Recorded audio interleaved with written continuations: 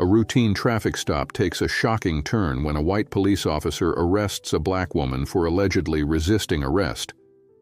But then she calmly reaches into her wallet and pulls out something he never expected to see. What happens next will leave you speechless. Before we continue, don't forget to subscribe to the channel, like the video, and comment on where you're watching from. Let's get started. Some people say justice wears a blindfold, but in the small town of Maplewood, Officer Derek Reynolds had his own vision of what justice looked like. And that vision rarely included giving the benefit of the doubt to anyone whose skin tone was darker than his own. For 5 years, he'd patrolled these streets with a chip on his shoulder the size of the police academy chip he'd barely earned, looking at the world through eyes narrowed by prejudice and a desperate need to prove himself. Maya Johnson knew about men like Reynolds. As one of only 3 black female FBI agents in her division, she'd spent her career navigating spaces where her credentials were questioned before she even opened her mouth. Where her Harvard Law degree was seen as an affirmative action handout rather than the result of graduating top of her class. Where her presence in a room made men like Officer Reynolds uncomfortable in ways they couldn't quite articulate, but expressed through thinly veiled hostility. Their worlds were destined to collide on a rain-slicked Tuesday afternoon in April.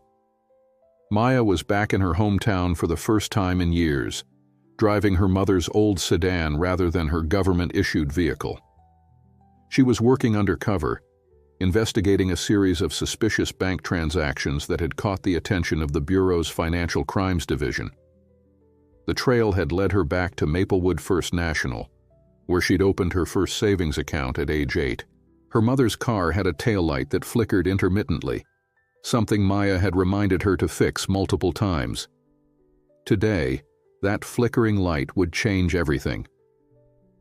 Officer Reynolds noticed the taillight as Maya drove through downtown. He followed her for 3 blocks, watching as she signaled properly at every turn, maintained the exact speed limit, and came to complete stops at each intersection. The perfect driver, almost suspiciously so. The kind of driving someone does when they have something to hide. He flipped on his lights and siren.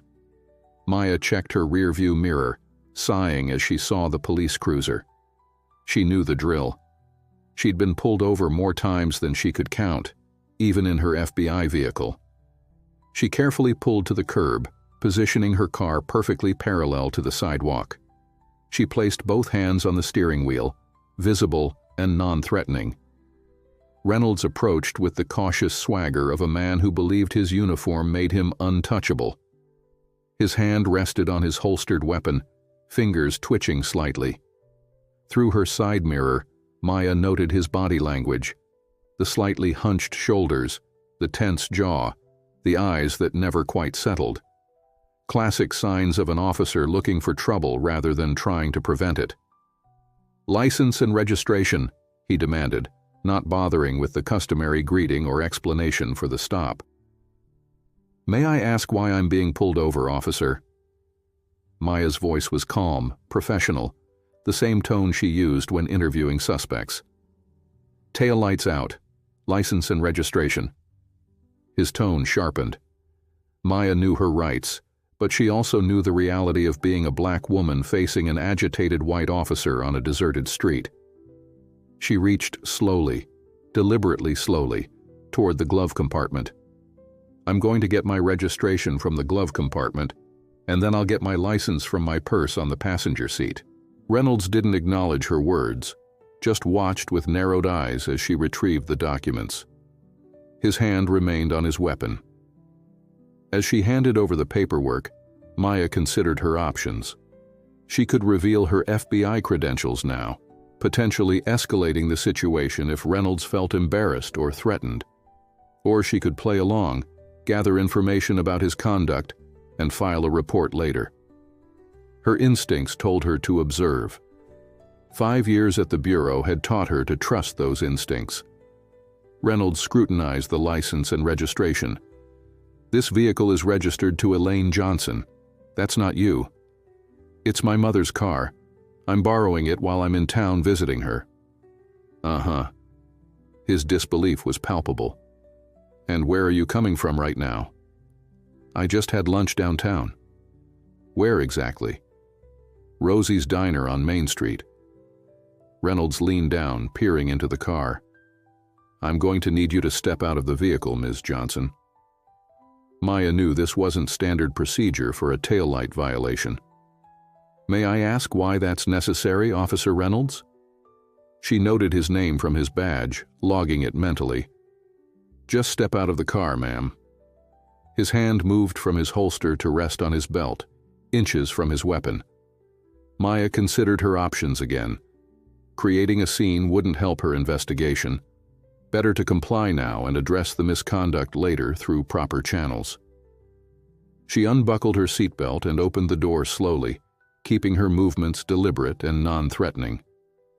As she stood, Reynolds immediately stepped closer, invading her personal space. "Turn around and place your hands on the vehicle." "Officer, I don't understand what's happening. I was pulled over for a taillight." "Turn around now." His voice rose, drawing the attention of a few pedestrians across the street. Maya turned, placing her hands on the roof of the sedan. "I'm complying, officer, but I want to understand why I'm being treated this way." Reynolds began patting her down with unnecessary thoroughness. "Got any weapons or anything that could stick me?" "No, sir." Maya kept her voice level despite her growing anger. "What's in your purse?" "My wallet, phone, some personal items." Reynolds retrieved her purse from the passenger seat and began rummaging through it without permission. His search paused as his fingers brushed against something leather in an inside pocket. Maya knew what he'd found. Her FBI credentials were in a hidden compartment, standard procedure when working undercover. She remained silent, waiting to see what he would do. Reynolds pulled out her wallet but left the credentials where they were. Perhaps he hadn't recognized what they were by touch alone.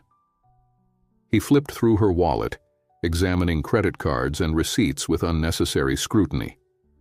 "You seem nervous, Ms. Johnson. Any particular reason for that?" "I'm not nervous, officer.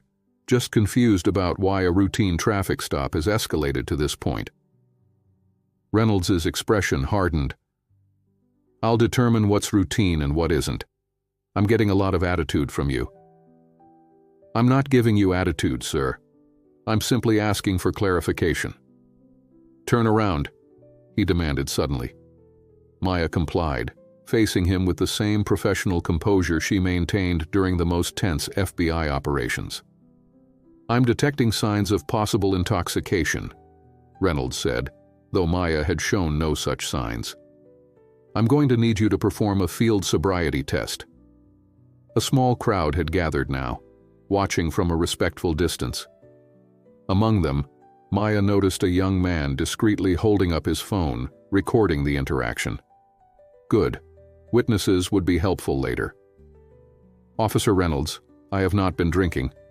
I was having lunch with my mother before she started her shift at the hospital. You can call and confirm if you'd like." "Put your hands behind your back," Reynolds ordered, ignoring her explanation and reaching for his handcuffs. "On what charge?" Maya's composure finally cracked slightly, her frustration evident. "Resisting an officer and suspected DUI." "I'm not resisting and I'm certainly not intoxicated." Maya kept her hands at her sides, knowing that raising them might be interpreted as threatening. "Hands behind your back now." Reynolds moved forward, grabbing her arm roughly. Maya knew she had a choice to make. This had gone far enough. "Officer Reynolds, before this goes any further, there's something you should know." "Save it for the station." He twisted her arm, forcing it behind her back. Maya winced at the unnecessary pressure. "I'm reaching for my identification," she said clearly, loud enough for the bystanders to hear. "Don't you move!" Reynolds shouted, but Maya had already slipped her free hand into her jacket pocket. What happened next would change both their lives forever. Maya's fingers closed around the leather folder in her pocket. With deliberate slowness, she withdrew it and flipped it open, revealing the gold FBI shield and identification card that had opened doors throughout her career.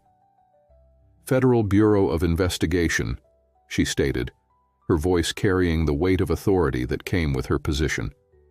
"I'm Special Agent Maya Johnson. I'm currently working an investigation in this jurisdiction." Reynolds froze, his grip on her arm slackening as his eyes darted between her face and the badge. The color drained from his features in stages, first ashen, then almost gray.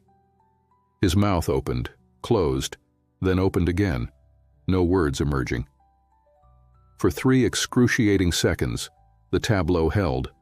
A white officer with his hand still half gripping the arm of a black FBI agent, her credentials gleaming in the afternoon sunlight, a growing crowd of onlookers with phones raised to capture every moment. Reynolds finally found his voice. "I'm going to need to verify this." His tone had shifted dramatically, the aggressive edge replaced by uncertainty. "By all means," Maya replied, her composure fully restored now that the power dynamic had shifted. "You can call the Bureau's field office in Chicago. Ask for Assistant Director Lawson. He'll confirm my identity and that I'm conducting authorized operations in Maplewood." Reynolds's hand fell away from her arm entirely. He stepped back, creating distance between them as though she had suddenly transformed into something dangerous. In a way, she had. No longer just another black woman he could intimidate with impunity. She was now a federal agent with the power to end his career with a single phone call. "That won't be necessary," he stammered, the swagger evaporating from his posture. "I apologize for the misunderstanding, Agent Johnson." Maya closed her credentials case but kept it in her hand. "It wasn't a misunderstanding, Officer Reynolds. It was a pattern of behavior that has just intersected with the wrong person." The crowd had grown larger now, whispers spreading as onlookers realized they were witnessing something extraordinary. The young man with the phone had moved closer, his recording continuing uninterrupted. "Perhaps we should continue this conversation somewhere more private," Reynolds suggested, eyeing the spectators nervously. "I don't think that's necessary," Maya replied. "You initiated this stop in public. You attempted to arrest me in public. I see no reason why my identification as a federal agent should suddenly require privacy." She adjusted her jacket, which had been twisted during Reynolds' attempt to handcuff her. "Now I have work to do. Am I free to go, or is there an actual reason you stopped me beyond the taillight?" Reynolds swallowed hard. "The taillight, yes, you should get that fixed. I'll be sure to tell my mother. Good afternoon, officer." Maya turned and walked back to the driver's side of her car, feeling Reynolds' eyes on her back. She knew that his humiliation was quickly transforming into resentment. Men like him didn't handle public embarrassment well, especially when it came at the hands of someone they'd been conditioned to view as inferior. As she settled into the driver's seat, she noticed Reynolds hadn't moved. He stood rooted to the spot, watching her with a complex mixture of emotions playing across his face. Beyond him, several bystanders were talking animatedly, some still recording, others typing rapidly on their phones. The incident was probably already spreading across social media. Within hours, it would likely reach local news outlets. Maya started the engine and pulled away from the curb, her mind already calculating the ripple effects of what had just occurred. What should have been a simple undercover assignment had now become complicated. Her cover wasn't blown. She had a legitimate reason to be in town visiting her mother, but she'd have to adjust her approach to the investigation. More concerning was the potential impact on her current case. If word got back to her targets that an FBI agent was in town, they might go to ground or accelerate their timeline.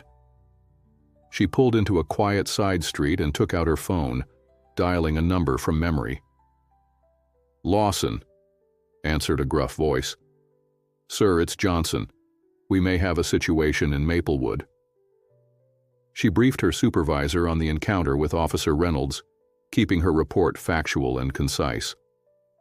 "Are you compromised?" Lawson asked, cutting to the heart of the matter. "I don't believe so. My cover as visiting family is intact, and I didn't disclose the nature of my investigation to the officer.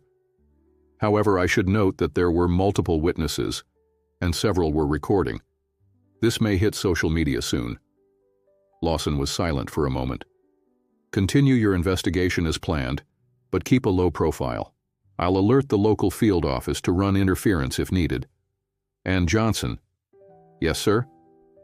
"File a detailed report on this officer's conduct. We'll be having a conversation with the Maplewood PD about proper procedure when encountering federal agents." "Understood, sir."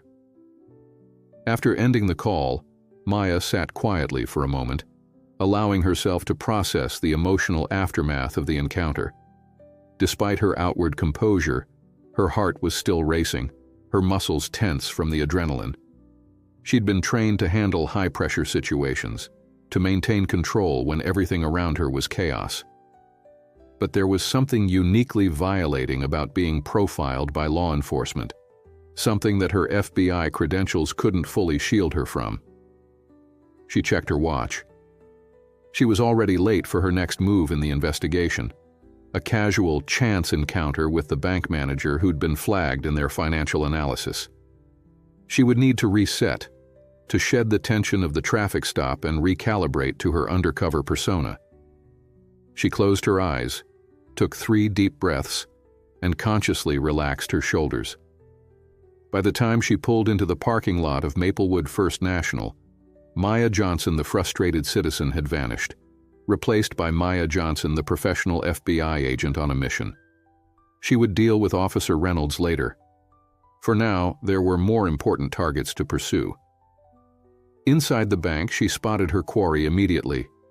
Martin Graves, bank manager for 15 years, pillar of the community, and, if the Bureau's suspicions were correct, a key facilitator in a money laundering operation that stretched from Chicago to the smallest towns in the surrounding counties.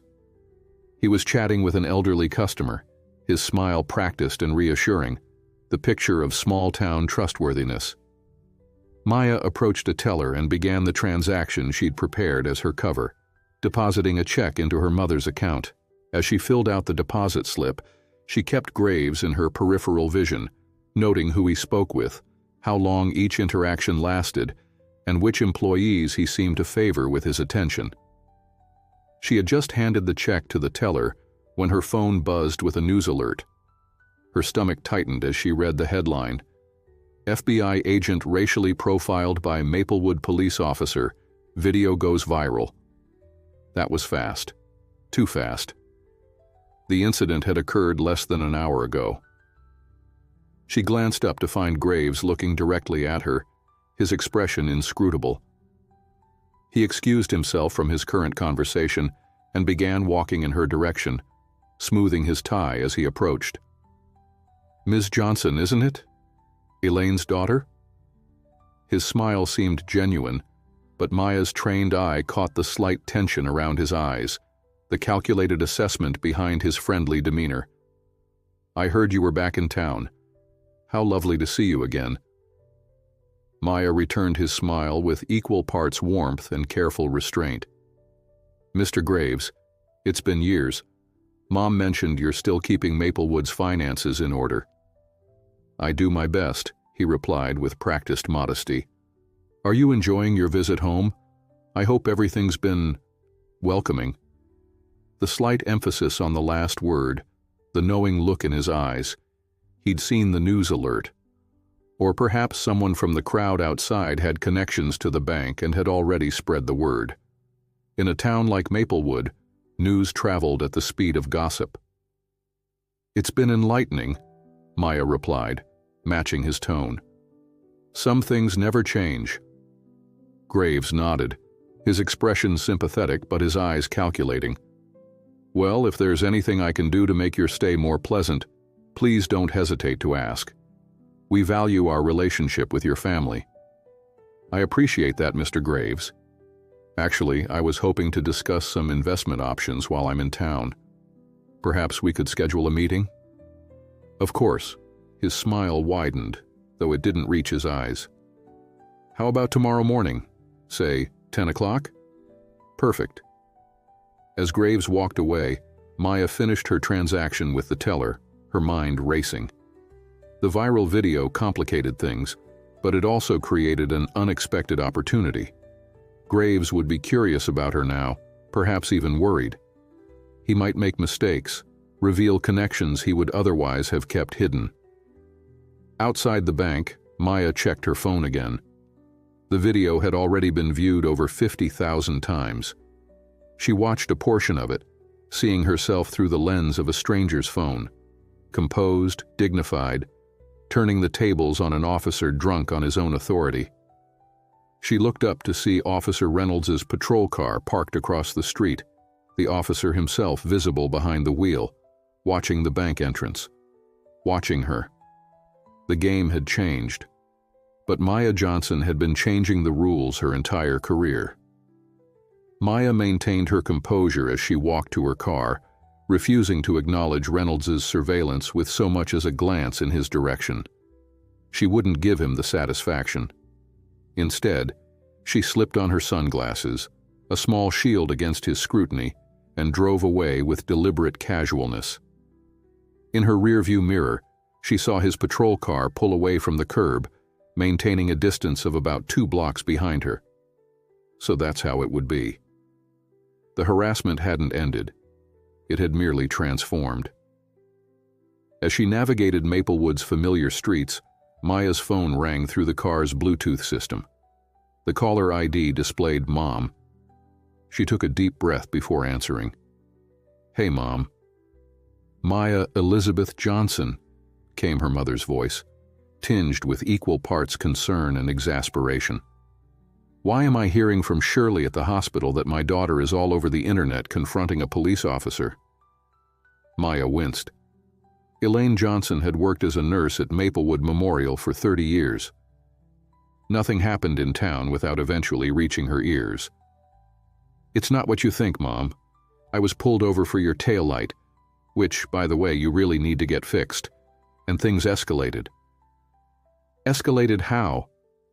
Elaine's tone sharpened. After raising a black daughter in a predominantly white town, she knew exactly what escalated could mean. "The officer was overzealous. I had to identify myself." Maya checked her mirror again.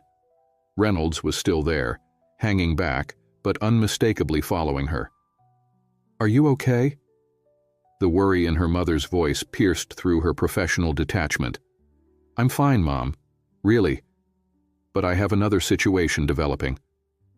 She paused, choosing her words carefully. "The officer seems to be following me now." "Derek Reynolds," her mother said, not a question, but a statement. His father was the same way. 40 years in this town, and some things never change. Maya processed this information, filing it away. "I need to handle this, Mom. I'll see you for dinner, okay?" "Be careful, baby. Badge or no badge, you're still—" "I know, Mom. I know." Maya ended the call, her mother's unfinished warning hanging in the air. Badge or no badge, she was still a black woman in America. Some dangers transcended credentials. She made a sudden decision, turning off the main road onto a side street, then taking another quick turn into the parking lot of Maplewood's small municipal building. If Reynolds wanted to play games, she'd change the rules. Again. She parked and waited, watching as the patrol car rolled slowly past the entrance to the lot. He hesitated, clearly debating whether to follow her in, before continuing down the street and pulling into a spot with a clear view of the building exit. Maya got out of her car and walked purposefully into the municipal building. The receptionist looked up, recognition flashing across her face. Clearly, she'd seen the video too. "I'd like to speak with Chief Williams, please," Maya said, placing her FBI credentials on the counter. The receptionist's eyes widened. "Of course, Agent Johnson. Let me see if he's available." She picked up her phone, speaking in hushed tones before hanging up. "He can see you now. Second door on the right." Police Chief Robert Williams was a bear of a man, his imposing physical presence softened somewhat by thoughtful eyes and a reputation for fairness. He rose as Maya entered, extending his hand. "Agent Johnson, I was wondering when you'd make your way here." He gestured to a chair across from his desk. "I've already received 3 calls about the incident with Officer Reynolds, including one from your assistant director." Maya sat, crossing her legs and maintaining eye contact. "Then you know why I'm here." Williams sighed, settling back into his chair. "I've watched the video, all of it, including the parts before you identified yourself." He ran a hand over his short, cropped gray hair. "It's not a good look for my department." "No, it's not," Maya agreed. "But my immediate concern is that Officer Reynolds is now surveilling me, which is interfering with a federal investigation." Williams's eyebrows rose. "You're not just visiting your mother?" "That's my cover, Chief Williams. I'm investigating potential financial crimes connected to Maplewood First National. And now I have one of your officers tailing me, which compromises my work and potentially jeopardizes a year-long operation." The chief's expression hardened. "I wasn't informed of any federal operation in my jurisdiction. It was compartmentalized, need to know only." Maya leaned forward slightly. "And now you know, because Officer Reynolds' actions have forced my hand." Williams was silent for a moment, digesting this information. "What exactly are you investigating?" "Money laundering, with potential connections to organized crime in Chicago. Maplewood First National appears to be one of several small-town banks being used to clean money through structured transactions." She paused. "I can't share more details without clearance from my superiors." Williams nodded, accepting the limitation. "And Reynolds?" "He pulled me over for a legitimate reason. My mother's taillight is indeed malfunctioning. But his approach was aggressive from the start. He attempted to escalate a routine traffic stop into an arrest for resisting and a fabricated DUI charge." Maya kept her voice even, recounting the facts without emotion. "When I identified myself as FBI, his demeanor changed, but his behavior didn't end. He's currently parked outside this building monitoring my movements." The chief's jaw tightened. "I see." He picked up his phone, pressing a button. "Carolyn, get Officer Reynolds in here. Now." He hung up and faced Maya again. "This isn't the first complaint about Reynolds, but it's certainly the most high-profile." "His behavior suggests a pattern," Maya observed neutrally. "Yes." Williams' admission was reluctant but honest. "We've had concerns. Nothing that rose to formal disciplinary action, but conversations have been had. Not effective ones, evidently." The chief's phone buzzed. He answered, listened briefly, then hung up. "Reynolds is on his way in." He studied Maya for a moment. "How would you like to handle this, Agent Johnson?" It was a courtesy she hadn't expected, being consulted rather than managed. "I'd like to be present when you speak with him." Williams nodded, then asked, "Off the record? Between law enforcement professionals?" Maya inclined her head, giving permission for the candor that would follow. "Reynolds comes from a police family, 3rd generation. His father was old school, had some fixed ideas about who belongs where and doing what." Williams chose his words carefully. "Derek grew up with those ideas, and the academy didn't knock them out of him like I'd hoped." "You kept him on anyway," Maya noted, not a question but an observation. Small department, limited resources for training and supervision, and family connections that made removing him politically complicated. Williams didn't sound proud of these facts, merely resigned to them. "I've tried working with him, but some beliefs run too deep to be trained away," Maya finished for him. A knock at the door interrupted their conversation. Williams called out, "Enter." Officer Reynolds stepped into the room, his expression carefully neutral until he spotted Maya. Something flickered across his face, surprise, then annoyance, quickly masked behind a professional veneer. "You wanted to see me, Chief?" His eyes darted between Williams and Maya. "Close the door, Reynolds." Williams' tone had changed, the conversational quality replaced by command authority. "I believe you've already met Special Agent Johnson of the FBI." Reynolds nodded stiffly. "Yes, sir." "Would you care to explain why you were following her after your earlier interaction?" Reynolds' posture stiffened defensively. "I wasn't following her, sir. I was conducting routine patrol in areas that overlapped with her movements." "Is that so?" Williams's skepticism was evident. "Because from where I'm sitting, it looks like harassment. Harassment of a federal agent conducting an investigation in our jurisdiction, no less." "Investigation?" Reynolds's gaze snapped to Maya, confusion and suspicion mingling in his expression. "Agent Johnson is here on official bureau business," Williams confirmed. "Business that you've now potentially compromised with your behavior." Reynolds's face flushed. "With all due respect, Chief, I had no way of knowing." "That's precisely the point, Reynolds." Williams cut him off. "You never know who you're dealing with during a traffic stop, which is why we have procedures, protocols, and professional standards, all of which you disregarded today." Maya watched the exchange silently, noting Reynolds's physical reactions. The defensive posture, the flush of embarrassment creeping up his neck, the slight tremor in his hands that suggested adrenaline and anger simmering just below the surface. "Agent Johnson," Williams turned to her, "would you like to address Officer Reynolds directly?" All eyes turned to Maya. This was a pivotal moment. How she handled it would set the tone for everything that followed, both for her investigation and for any potential reform within the Maplewood Police Department. She measured her words carefully, balancing professional courtesy with uncompromising clarity. "Officer Reynolds, I understand that you believe you were doing your job today, but your approach was textbook profiling, and your escalation was unwarranted by any objective standard." Her voice was calm but firm. "More concerning is your decision to conduct surveillance on me after I identified myself as a federal agent. That crosses the line from poor judgment into potential obstruction of justice." Reynolds's jaw clenched, but he remained silent.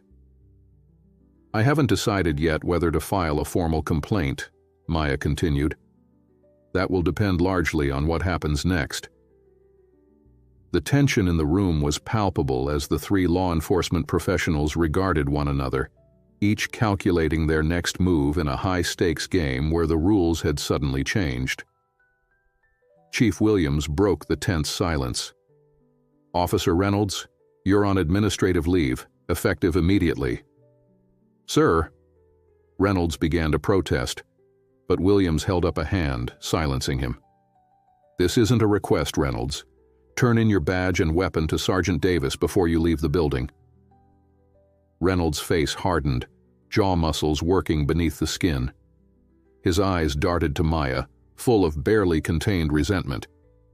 "This is because of her? One complaint and This is because of you." Williams cut him off sharply. "The video of your conduct has over 100,000 views now. The mayor's office has received calls from 3 news outlets. And that's before we get to the fact that you potentially compromised a federal investigation." The chief leaned forward, his voice lowering. "Count yourself lucky this is administrative leave and not something more permanent." Reynolds stood rigid, a vein pulsing at his temple. For a moment Maya thought he might refuse the order outright. Instead he pulled off his badge, placing it with exaggerated care on the chief's desk. His movements as he unholstered his weapon were precise, controlled, masking the fury evident in his eyes. "Anything else, sir?" His voice was flat, emotionless, a dangerous contrast to the barely contained rage emanating from him. "We'll be conducting a full review of your recent cases. Agent Johnson has indicated she hasn't decided whether to file a formal complaint. I suggest you use this time to reflect on your approach to policing." Williams nodded toward the door. "You're dismissed." Reynolds turned without another word and left, closing the door with deliberate softness rather than the slam Maya suspected he wanted to deliver.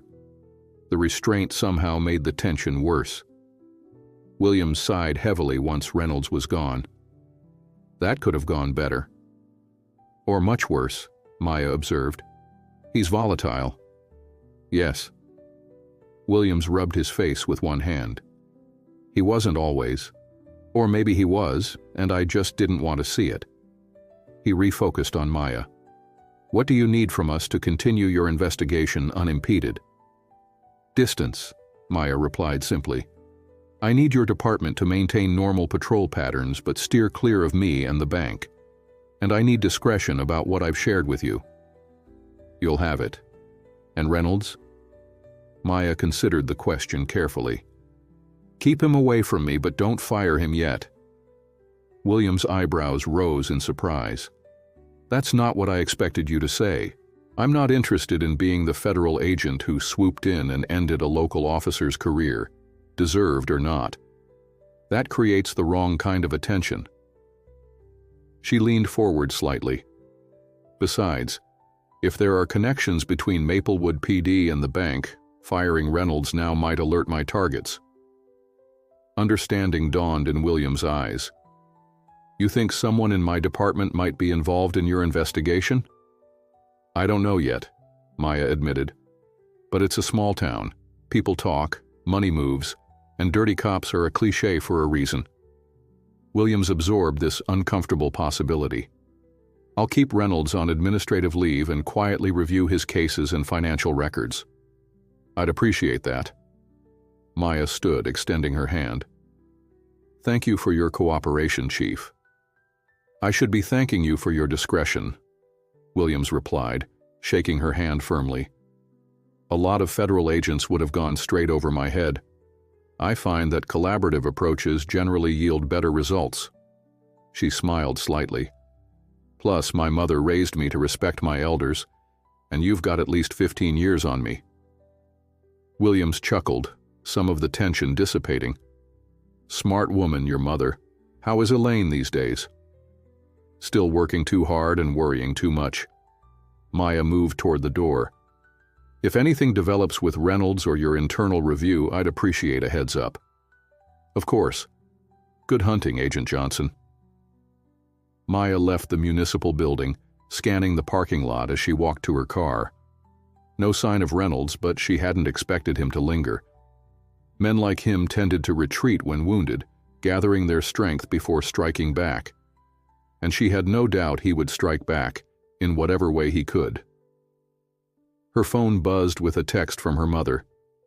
Pot roast tonight, 7 p.m. Don't be late. Maya smiled despite the stress of the day. Some things never changed. Her mother's pot roast had been a Sunday tradition throughout her childhood, the one night when Elaine Johnson's hospital shifts were arranged to ensure she could prepare a proper family dinner. She drove to her next destination, the public library. Maplewood's library was small but well-maintained, with free Wi-Fi and private study rooms that made it perfect for her needs. She set up her laptop in one of the study rooms, connecting to the Bureau's secure server through an encrypted VPN. The database search she'd initiated before the traffic stop had completed, flagging 7 individuals connected to both Maplewood First National and the Chicago-based operation the Bureau had been tracking. Martin Graves was at the center of the local web, his financial activities showing a pattern of structured deposits and transfers just below reporting thresholds. More interesting was a name that appeared in connection with both Graves and several property transactions: Reynolds. Not Derek, but James Reynolds, his father. The former officer had retired 5 years ago and now served on the bank's board of directors. Well, well, Maya murmured. Isn't that interesting? She dug deeper, pulling property records, tax filings, and bank statements. James Reynolds had purchased 3 rental properties in the past 4 years on a retired officer's pension, properties worth considerably more than his official income could support. The pieces were starting to fit together. James Reynolds on the bank's board, his son patrolling the streets, perhaps providing protection or information. A pipeline of laundered money flowing from Chicago through Maplewood's quiet community bank, transformed into legitimate-seeming real estate investments. Maya was so absorbed in her research that she almost missed the notification that popped up on her phone. An email from the Bureau's Public Affairs Office requesting a briefing on the viral video situation. She winced. The bureaucratic machine was grinding into motion, which meant paperwork, interviews, and distractions from her actual case. She checked the time, 5:45 p.m. She'd need to wrap up soon to make it to her mother's house by 7. As she began organizing her notes, the library door opened, and Maya glanced up through the glass wall of her study room. Martin Graves had entered, walking directly to the circulation desk. He spoke briefly with the librarian, who pointed toward the study rooms. Toward Maya. Their eyes met through the glass, and Graves offered a friendly wave, his banker's smile firmly in place. Maya returned the gesture, calculating rapidly. This wasn't a coincidence. The bank was less than a block from the library, but Graves rarely left before closing at 6. Someone had told him she was here. She began packing up her equipment as Graves approached and knocked lightly on the study room door. "Agent Johnson," he greeted her as she opened the door. "I thought that was you. Small world." "Mr. Graves," she replied smoothly. "Just catching up on some reading while I'm in town." His eyes flicked to her laptop, now closed, and back to her face. "I heard about your encounter with Officer Reynolds earlier. Unfortunate business. News travels fast." "It's Maplewood," he said with a shrug and a smile that didn't reach his eyes. "Everyone knows everyone's business by dinner time. I hope it hasn't soured your visit home." "Not at all. Chief Williams was very professional about the whole thing." Something flickered in Graves's expression. Surprise, perhaps, that she'd already spoken with the chief. "Good to hear. The department has a few bad apples, but most of our local officers are solid citizens." "I'm sure." Maya slung her laptop bag over her shoulder. "I should get going. My mother's expecting me for dinner." Of course. Please give Elaine my regards." Graves stepped aside to let her pass, adding casually, "I'm looking forward to our meeting tomorrow. 10 o'clock, yes?" "I'll be there." As Maya walked to her car, she reviewed the interaction. Graves had sought her out deliberately, likely to gauge her reaction to the Reynolds situation, and perhaps to determine how much she knew. His mention of bad apples was telling, distancing himself from Reynolds while acknowledging the problem. She called Lawson from her car. "I need everything we have on James Reynolds, former Maplewood PD, now on the board at our target bank." She quickly outlined the connection she'd discovered. "That's a promising lead," Lawson acknowledged. "I'll have the team pull records. What about the son, the officer from the video?" "Currently on administrative leave, and possibly our way into the entire operation." "Explain." "Reynolds is angry, humiliated, and now suspended. He's vulnerable, and vulnerability makes people careless." "You want to use him to get to his father and Graves?" "I want to monitor him, see who he contacts, where he goes. If he's involved in his father's operation, he'll be scrambling now, worried about exposure." "Approved. But Johnson..." "Sir? Watch your back. Cornered rats bite hardest." Maya ended the call and drove toward her mother's house, her mind shifting between professional strategy and personal concerns. The pot roast would be perfect as always. The conversation would be challenging as always. And somewhere in Maplewood, Derek Reynolds was nursing his wounded pride and plotting his next move.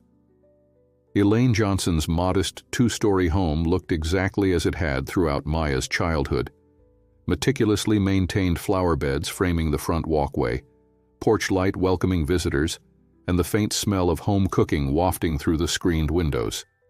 It was a place frozen in time, preserved by a woman who valued consistency and tradition in a world of constant change. As Maya walked up the familiar path, memories flooded back. Countless evenings spent on that porch swing doing homework. The time she'd scraped her knee racing down the sidewalk and her mother had bandaged it with expert hands, already practicing the nursing skills that would become her career. The night she'd come home from her senior prom early, crying after overhearing her date's friends making racist comments about her. Through it all, this house had been a sanctuary. Maya's father had died when she was just 5. Another police officer, one who'd seen her mother's skin color as beautiful rather than threatening. After his death, it had been just the two of them against the world. Elaine opened the door before Maya could knock, as if she'd been watching through the curtains. At 62, she remained striking, silver threads now prominent in her dark hair, laugh lines deepening around her eyes, but still standing straight-backed and strong. "You're late," she said by way of greeting, though Maya was actually 5 minutes early. "Hello to you too, Mom." Maya leaned in for a hug, inhaling the familiar scent of cocoa butter lotion and hospital antiseptic that never quite washed away.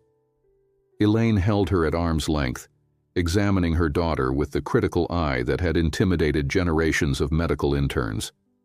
"You look tired and stressed. Is that from your case or from that Reynolds boy?" "Both," Maya admitted as she followed her mother inside. "And he's hardly a boy, Mom. He's got to be in his 30s. They're all boys to me at this point." Elaine led the way to the kitchen, where the promised pot roast sat resting on the counter, surrounded by roasted vegetables. Especially the ones who never grew up enough to think for themselves. Maya smiled despite herself. Her mother had always had a gift for cutting to the heart of a matter. "You know his father? James Reynolds?" "Everyone in Maplewood knows James Reynolds." Elaine's tone made her opinion clear as she began serving their dinner. 30 years on the force, and I never once saw him pull over a white teenager for speeding, but Lord help any black boy who so much as jaywalked."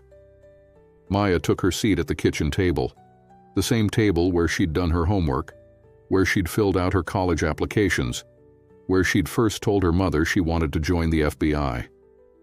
Like father, like son, it seems. "Apple doesn't fall far," Elaine agreed, setting a plate in front of Maya before taking her own seat. "Though I'm more interested in how that apple affords 3 rental properties on a retired cop's pension." Maya paused, fork halfway to her mouth. "You know about that?" "Child, please." Elaine gave her daughter a look that managed to be both affectionate and exasperated. "I've been living in this town for 40 years. I know who owns what and how much they paid for it. And I know that James Reynolds couldn't afford those properties on his retirement unless he's got income I don't know about." Maya carefully set her fork down. "Mom, have you been investigating my case?" "I've been keeping my eyes and ears open, which is what I taught you to do long before the FBI got hold of you." Elaine took a sip of water. "Hospital administration has its accounts at Maplewood First. Been hearing whispers about unusual transfer delays, technical glitches that only seem to affect certain transactions." "You should have told me this earlier," Maya said, trying to keep accusation out of her tone. "Would you have listened?" Elaine raised an eyebrow. "Or would you have told me to stay out of FBI business? Besides, it was just gossip until you showed up asking questions about the bank." Maya had to concede the point. She often kept her mother at arm's length when it came to her work, trying to spare her the worry. Sometimes she forgot that Elaine Johnson had been navigating the complexities of race and power in Maplewood since before Maya was born. "What else have you heard?" Elaine considered the question as she chewed. "Martin Graves started at the bank as a teller 20 years ago. No college degree, no special skills. Now he's manager and drives a car that costs more than my house. Lifestyle beyond means," Maya murmured. It was a classic red flag in financial crimes investigations. "And he's tight with James Reynolds. Golf buddies. Their wives do that charity auction together every year." Elaine fixed her daughter with a serious look. But you already knew all this, didn't you? That's why you're really here. Maya hesitated, weighing professional secrecy against practical need. I can't discuss the details of an ongoing investigation. Then don't discuss it. Just listen. Elaine leaned forward. 3 months ago, Shirley's son got pulled over by Derek Reynolds. No reason given, just routine traffic stop. Found a small amount of marijuana in the car, enough for personal use, not dealing. Boy was looking at jail time. What happened? James Reynolds made a call. Charges disappeared. Next thing you know, Shirley's taking out a second mortgage on her house. Says it's for home improvements, but not a single contractor has been to that house. Maya felt a chill. You think she paid them off? I think something happened that wasn't right. Elaine took another bite of pot roast. And I think you need to be careful. These people have roots in this town that go deeper than you know. They ate in silence for a few minutes, Maya processing this new information. Her mother had just handed her a potential pattern, minor arrests followed by financial strain for the families involved. It could be extortion, using the son's badge to identify targets and the father's influence to apply pressure. Thank you, Maya said finally. This helps. Elaine nodded, accepting the gratitude without pressing for details Maya couldn't share. They moved on to lighter topics: hospital gossip, Maya's colleagues in Chicago, the neighbor's new dog that barked at all hours. It was comfortable, familiar, a needed respite from the tensions of the day. After dinner, as they washed dishes side by side, Elaine said casually, "You're staying here tonight." It wasn't a question. Maya recognized the tone, the same one that had sent her to her room as a teenager when she'd broken curfew. "Mom, I have a hotel reservation." "Cancel it. That boy knows who you are now, and he knows you're staying at the Maplewood Inn because everyone who comes to town stays there." Elaine handed her a dripping plate to dry. "Your old room is exactly as you left it." Maya wanted to argue but couldn't fault her mother's logic. Reynolds would know where she was staying, and after today's humiliation, he might be inclined to make her visit unpleasant. Besides, staying at her mother's house reinforced her cover story as a daughter in town visiting family. "Fine," she conceded, "but I have an early meeting tomorrow. I still wake up at 5 every morning. I'll have coffee ready." Elaine placed the last clean pot in the drying rack. "Now, let's see what the news is saying about my daughter, the viral sensation." They moved to the living room, where Elaine turned on the local news. Sure enough, Maya's confrontation with Reynolds was the lead story. The footage had been picked up by national outlets, framed as yet another example of racial profiling by police. Maya watched herself on screen, maintaining composure as Reynolds escalated the situation, then the moment of revelation when she displayed her FBI credentials. "You handled yourself well," Elaine said quietly. "Your father would have been proud." The simple words hit Maya harder than she expected. She blinked back sudden tears, nodding without trust in her voice. The news anchor was now interviewing Chief Williams, who emphasized that the department was taking the incident seriously and that Officer Reynolds had been placed on administrative leave pending a full investigation. The mayor made a brief appearance, assuring viewers that Maplewood took allegations of racial profiling seriously and would cooperate fully with federal authorities. "Damage control," Elaine observed dryly.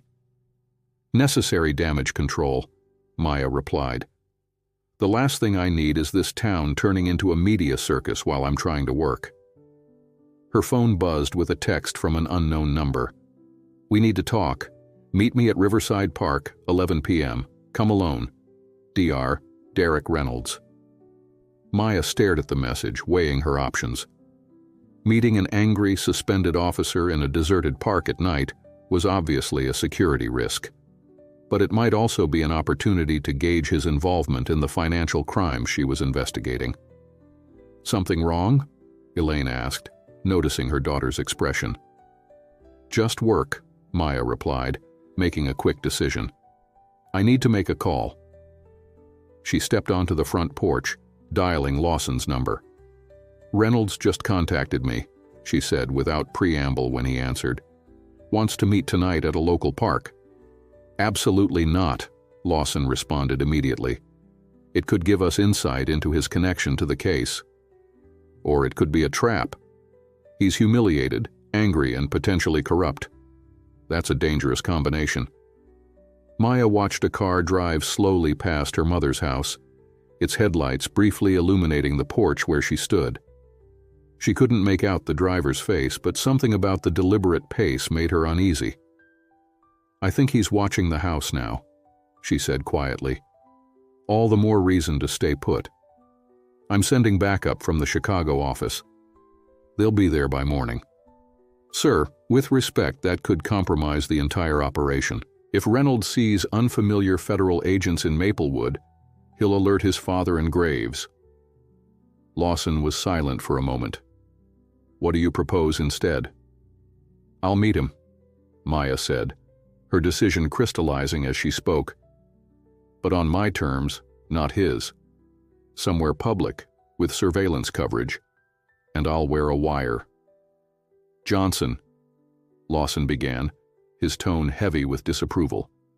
Sir, this is our opportunity to establish whether Reynolds is directly involved in the financial operation or just a useful idiot for his father. I'm not suggesting a dark alley meetup. I'll control the variables. The silence on the other end of the line told her Lawson was considering it. Finally, he sighed. What's your plan? I'll redirect him to a 24-hour diner on Main Street. Security cameras, witnesses, good sight lines. I'll go armed and wired. Maya watched another car roll past, this one moving at normal speed. And I'll have local backup in place. Local? You mean the same department that employs Reynolds? Not quite. Maya smiled slightly. Maplewood has a county sheriff's substation. Sheriff Garcia and my mother go way back. They serve on the hospital board together. I'm guessing she'd be happy to have a deputy keep an eye on things. No questions asked. Lawson considered this. It's still risky. Calculated risk, Maya countered. And potentially high reward. If Reynolds is involved in the financial crimes, he might slip and give us something useful. If he's not, we can potentially turn him. A local officer with a grudge against his father, and department could be valuable. And if it's neither? If he just wants to intimidate you or worse? Then we get that on record too. Maya watched the street, now quiet again. Sir, I've been dealing with men like Reynolds my entire life. I know how to handle this. Lawson was quiet for a long moment before responding. Approved, but with conditions. Full wire, recording everything. You maintain phone contact with me before and after. Any sign of physical threat, you extract immediately. And I want that sheriff's deputy within sight of the meeting, not just in the vicinity. Understood. Be careful, Johnson. Don't let the personal aspect of this cloud your judgment. Maya ended the call, knowing Lawson was right to be concerned. The confrontation with Reynolds had affected her more than she cared to admit. There was something viscerally familiar about being profiled, about watching a white officer's face harden with suspicion and disdain simply because of who and what she was. She texted Reynolds back, "Not happening. Rosa's Diner, midnight. Public place or no meeting." His response came quickly. "Fine. Midnight." Maya went back inside to find her mother watching her with knowing eyes. "That Reynolds boy contacted you," Elaine stated rather than asked. Maya had long since given up being surprised by her mother's intuition. "He wants to meet." "And you're going?" Again, not a question. "It could help my case." Elaine studied her daughter's face for a long moment. "You never did know when to back down from a fight, even as a little girl." She sighed. "I'm calling Lucia." "Lucia?" Maya repeated, confused. "Sheriff Garcia," Elaine clarified, already reaching for her phone. "If you're meeting with that man, I want one of her deputies keeping an eye on things." Maya suppressed a smile. She'd just proposed the same thing to Lawson. Great minds indeed. That would be helpful, actually.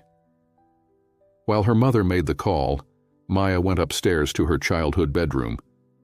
It was indeed exactly as she'd left it. Debate trophies on the bookshelf, Harvard law pennant on the wall, bed made with the same blue comforter she'd selected at 16. She opened the closet, smiling when she saw that her mother had kept some of her old clothes, neatly hung and preserved. Behind a row of high school formal dresses was what she was looking for, a small lockbox tucked on the upper shelf. Maya retrieved it, entered the combination, and removed her backup weapon, a compact Glock she kept secure at her mother's house for emergencies. Bureau protocol recommended agents maintain secondary firearms in secure locations away from their primary residences. Most agents used safe deposit boxes. Maya had chosen her mother's house, knowing it was the one place she could always count on. She checked and loaded the weapon, then secured it in an ankle holster. The familiar weight was reassuring. She rarely needed her service weapon in her financial crimes work, but tonight's meeting warranted extra precaution.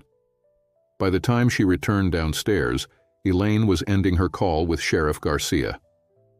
"Lucia's sending Deputy Washington to keep an eye on things," she informed Maya. "He'll be at Rosa's from 11:30 out of uniform.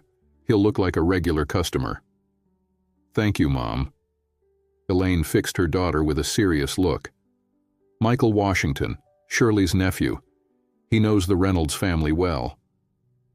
Maya understood the implication. Deputy Washington had personal as well as professional reasons to ensure Reynolds didn't step out of line. Lucia also mentioned that the sheriff's department has been watching James Reynolds for months, Elaine added. Something about irregularities in property transactions. This was new information. The sheriff is investigating James Reynolds? Informally. They don't have enough for a case yet, but Lucia's suspicious about how he's financing those rental properties. Maya mentally added Sheriff Garcia to her list of potential allies. A local law enforcement officer already investigating the Reynolds family could be a valuable resource, assuming she wasn't compromised herself. "I should prepare for the meeting," Maya said, checking her watch. It was just past 9. "I'll make you some coffee," Elaine offered. "And maybe you should change into something less federal agent." Maya glanced down at her tailored slacks and blazer, the unofficial uniform of FBI field agents everywhere. Good point. 20 minutes later, she emerged from her bedroom in jeans, a simple t-shirt, and a light jacket, casual enough to blend in at a late-night diner, but roomy enough to conceal both her weapon and the wire she'd be wearing. She found her mother in the kitchen, a thermos of coffee waiting on the counter. "Better," Elaine approved, looking her up and down. "Though you still carry yourself like law enforcement. It's in your posture." "Can't do much about that now," Maya replied, accepting the thermos gratefully. "Lucia said James Reynolds withdrew $10,000 from his account yesterday," Elaine said casually, leaning against the counter. "Cash?" Maya's attention sharpened. "How does the sheriff know that?" "Teller at the bank is her niece." Elaine shrugged. Small towns. $10,000, just under the reporting threshold for cash transactions, clearly deliberate. But the timing was interesting. The withdrawal had happened before Maya's confrontation with Derek Reynolds, before her identity as an FBI agent was revealed, which meant it might be connected to the ongoing money laundering operation rather than a reaction to her presence. Did the sheriff happen to mention if James Reynolds makes large cash withdrawals regularly? First time in months, according to Lucia. Maya filed this information away. It could be significant or coincidental, but in her experience, sudden movements of cash rarely happened without reason. She spent the next hour preparing for the meeting, coordinating with Lawson to set up the wire and recording equipment. They settled on a simple audio transmitter that could be concealed under her clothing, paired with a recording device disguised as a cell phone power bank. By 11, she was ready. Elaine watched her daughter prepare with the same mixture of pride and worry she'd exhibited throughout Maya's career. As Maya checked her weapon one final time, Elaine said quietly, "Your father would be proud of you, but he'd also tell you to be careful." Maya holstered the gun and looked up at her mother. "I'm always careful." "No, you're always prepared. Not the same thing." Elaine stepped forward, straightening Maya's jacket with the automatic gesture of a mother who never quite stopped seeing her child as someone who needed looking after. "That boy is his father's son, and James Reynolds never forgave a slight or forgot a grudge." "I'll remember that." Maya hugged her mother briefly. "I'll be back before 1 a.m. If I'm not, call Lawson." She handed her a business card with her supervisor's direct line. Elaine accepted the card, tucking it into her pocket without comment. They both knew the precaution was probably unnecessary, but in their lives, unnecessary precautions had sometimes made all the difference. Maya drove to Rosa's diner, arriving at 11:45 to give herself time to assess the environment and identify Deputy Washington. The 24-hour establishment was mostly empty at this hour. A couple of truck drivers at the counter, a group of college-aged kids in a booth, and a solitary man nursing a coffee in the corner booth with a clear view of the door. The deputy, she presumed. She selected a booth near the middle of the diner, positioning herself so she could see both the entrance and the emergency exit at the back. A waitress approached, and Maya ordered coffee, settling in to wait for Reynolds. At precisely midnight, the door swung open, and Derek Reynolds walked in, his civilian clothes a jarring contrast to the uniform he'd worn earlier. His eyes found her immediately, his expression unreadable as he crossed the diner and slid into the booth across from her. "Agent Johnson," he said, his voice carrying a hint of mockery on her title. "Thanks for coming." Maya studied him, noting the tension in his shoulders, the careful control in his movements. He was sober but on edge, a dangerous combination. "You wanted to talk," she replied evenly. "So talk." Reynolds leaned forward slightly, his eyes never leaving hers. "You've got it all wrong, you know. About me. About this town. About what's really going on." Maya kept her expression neutral, waiting. First rule of investigative interviews: let them fill the silence. "You think I pulled you over because you're black," he continued, his voice low. "But that's not it. Not entirely." "Enlighten me," Maya said, keeping her tone measured despite the indignation bubbling beneath the surface. Reynolds glanced around the diner, then back to her.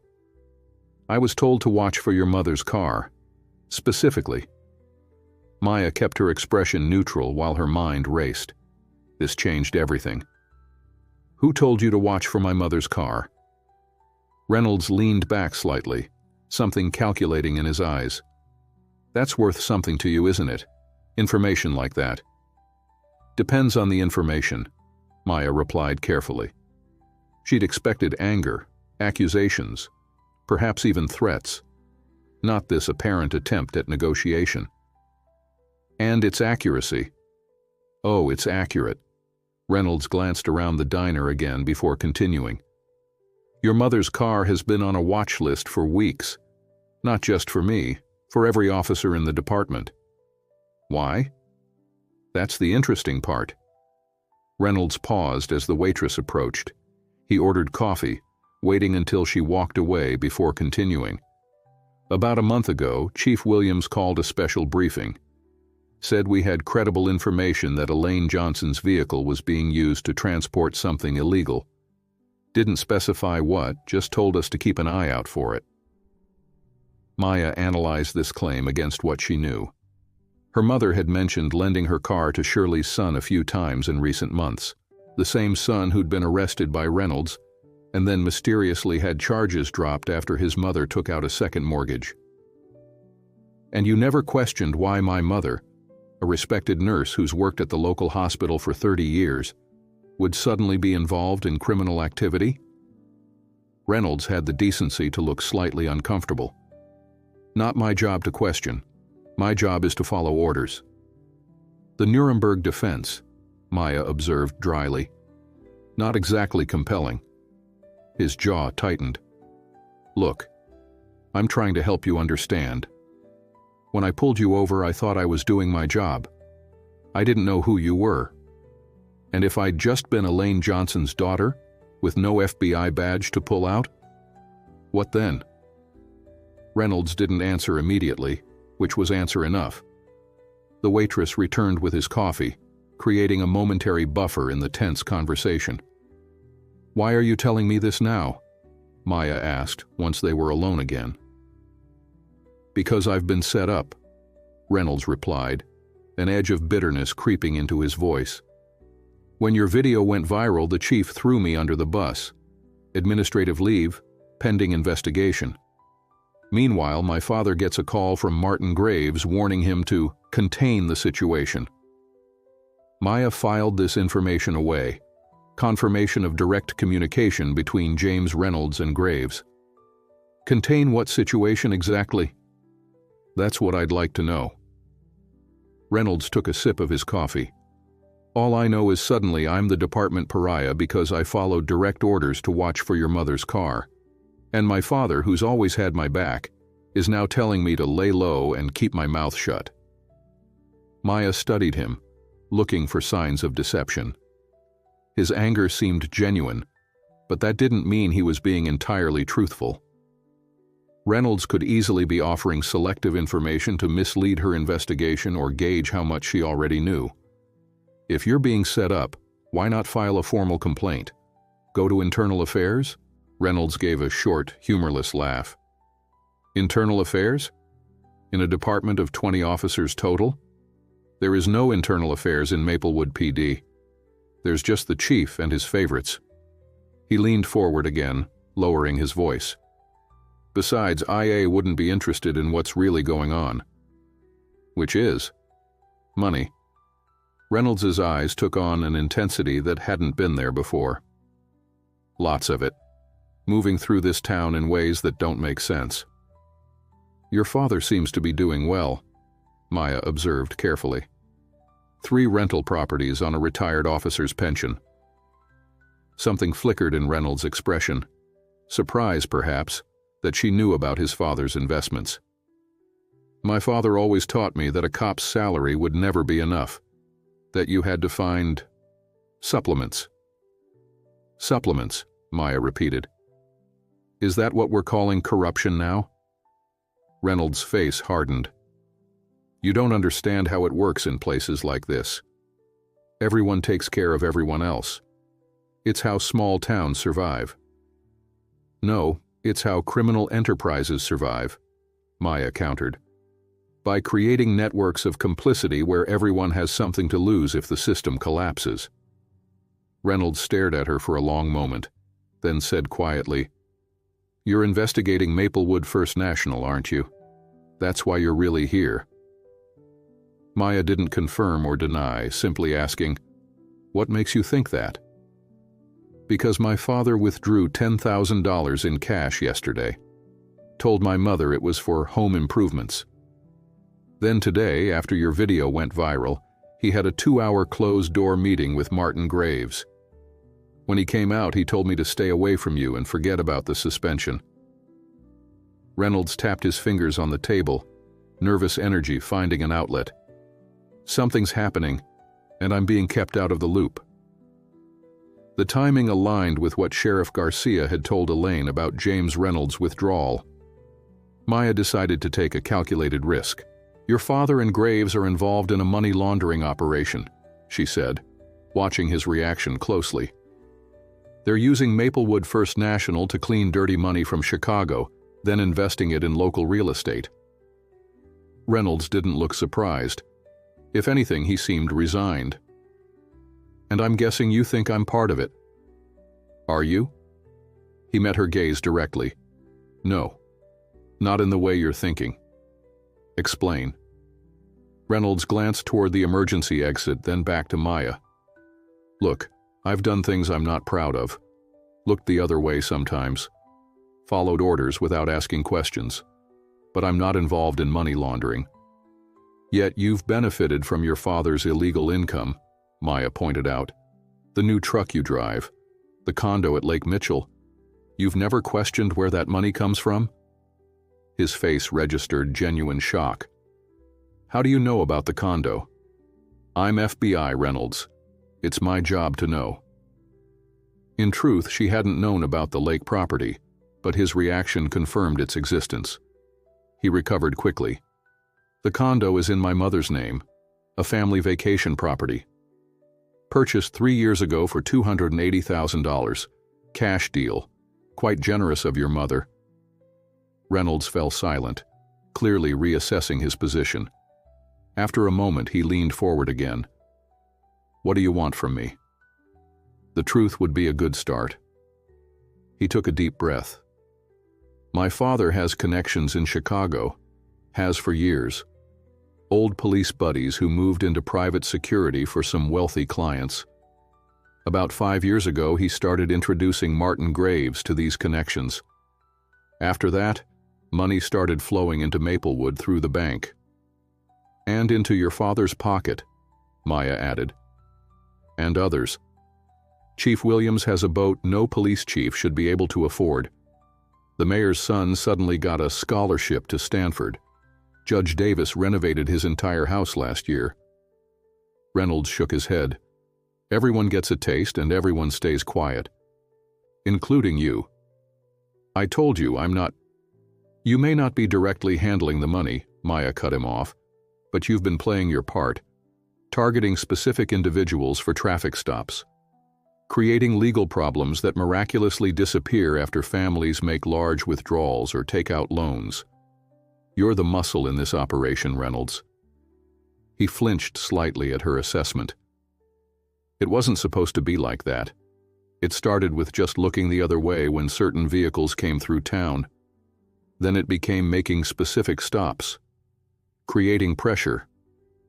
He looked down at his coffee. By the time I realized what was happening, I was already in too deep. And now? Now I'm trying to figure out which way is up. Reynolds met her gaze again. They've been using me. My father, the chief, all of them. And the first time something goes wrong, they cut me loose without a second thought. Maya considered her options. Reynolds could be playing her, feeding her selective information to appear cooperative, while actually trying to gauge how much she knew. But his anger and resentment seemed genuine, the natural reaction of someone who'd discovered they were expendable to the people they trusted. If what you're saying is true, she said carefully, you have one path forward. Working with you? His laugh was bitter. Turning on my own father? Justice doesn't have family exemptions, Reynolds. He was quiet for a long moment, conflict evident in his expression. What would it even look like? Me helping the FBI? Maya knew she had him. His question wasn't whether to cooperate, but how. Information, documentation, testimony when the time comes. And what do I get? Consideration during prosecution, possibly immunity, depending on your level of involvement and the value of your cooperation. Reynolds stared into his coffee cup. They'll know it was me. They'll suspect many people, Maya countered. The operation you're describing involves dozens of individuals across multiple organizations. He looked up, something resolute forming in his expression. I need to show you something. Not here. Maya's internal alarms activated. Whatever you have, you can describe it to me first. I can't. It's... He stopped as his phone buzzed. Reynolds checked the screen, his face paling slightly. It's my father. Reynolds stared at his phone as it continued to vibrate in his hand. I have to take this. Speaker, Maya instructed. Put it on speaker. He hesitated, then nodded. accepting the call and placing the phone on the table between them. "Hey, Dad. Where are you?" James Reynolds' voice was sharp, authoritative, the voice of a man accustomed to being obeyed without question. "Getting coffee. Couldn't sleep." "At Rosa's?" The question carried a weight that made Derek Reynolds' eyes dart nervously to Maya. "Yeah. How did you—" "Are you alone?" James interrupted. Derek's gaze met Maya's across the table. She gave a slight nod, encouraging him to continue the deception. "Yeah, just me and my thoughts. Why?" "I need you to come to the house, now." The command was unmistakable. "It's after midnight, Dad. This can't wait." There was a pause, then James added, "It's about that FBI agent. We need to talk." Maya raised an eyebrow, watching Derek's reaction closely. His face had gone pale, his fingers tightening around the phone. "What about her?" Derek asked, managing to keep his voice steady. "Not over the phone. Just get here." The call ended abruptly. Derek stared at the silent phone for a moment before looking up at Maya. "He knows I'm with you." "How?" Maya's mind raced through possibilities. "Did you tell anyone about this meeting?" "No one." Derek glanced around the diner. "But in Maplewood—" "Everyone knows everyone's business," Maya finished for him, recalling Graves's similar words earlier. Her gaze swept the diner, reassessing each patron with heightened scrutiny. The truck drivers were gone. The college kids were still there, but now they seemed unusually interested in their phones rather than each other. And the man she'd assumed was Deputy Washington hadn't looked up once during her entire conversation with Derek. "That's not Washington," she murmured, a chill running through her. "What?" Derek followed her gaze to the solitary man in the corner booth. "The deputy who was supposed to be here. That's not him." Maya kept her voice low, fighting the urge to reach for her weapon. "We need to leave. Now." Derek nodded, already sliding toward the edge of the booth. "My truck's out back." "Too risky. They'll be watching it." Maya calculated quickly. "The kitchen. There's always a rear delivery entrance." They moved casually at first, Derek dropping cash on the table for their coffee as Maya led the way toward the restrooms near the back of the diner. The moment they were out of sight of the main dining area, they ducked through a swinging door marked "Employees Only." A startled cook looked up from prepping late-night orders. "Hey, you can't—" Maya flashed her FBI credentials. "Federal agent, we need to use your back exit." The cook's eyes widened, but he simply pointed toward a metal door at the rear of the kitchen. Maya nodded her thanks as they hurried past. The door opened onto a dimly lit alley behind the diner, lined with dumpsters and the occasional delivery truck. Maya paused, listening for any sign they were being followed or that someone was waiting for them. Hearing nothing, she gestured for Derek to follow her toward the street that ran perpendicular to Main. "My father knew," Derek said as they moved quickly through the shadows. "Somehow he knew we were meeting. Which means either someone saw us together and reported back, or—" Maya stopped abruptly, turning to face him. "Or what? Or you're still playing his game."